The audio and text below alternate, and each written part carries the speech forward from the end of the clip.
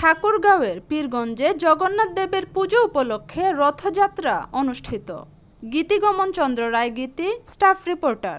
ঠাকুরগাঁওয়ের পীরগঞ্জে ২৭শে June ২০২৫ শুক্রবার ৭ নং হাজিপুর ইউনিয়নের হাজিপুর গ্রামে জগন্নাথ দেবের রথ পুজো কমিটির আয়োজনে রথ পুজো ও রথযাত্রা অনুষ্ঠিত হয়। উক্ত অনুষ্ঠানে প্রধান অতিথি হিসেবে উপস্থিত ছিলেন জনতার চেয়ারম্যান পীরগঞ্জ উপজেলা পরিষদের সাবেক ভাইস চেয়ারম্যান সুকুমার রায় ও বিশেষ অতিথি হিসেবে উপস্থিত ছিলেন পীরগঞ্জ উপজেলা প্রেস ক্লাবের সভাপতি গীতিগমন চন্দ্র রায় গীতি। সভাপতিত্বে পরিচালক হীরেন্দ্রনাথ রায়ের প্রমুখ। সে সময় পীরগঞ্জ থানার পুলিশ প্রশাসন ফোর্স সহ এসআই সজল বসাক, এসআই সবুজ রায়, এসআই শামীম আহমেদ, এসআই রাশেদুল ইসলাম তার সঙ্গীয় ফোর্স সহ উপস্থিত ছিলেন।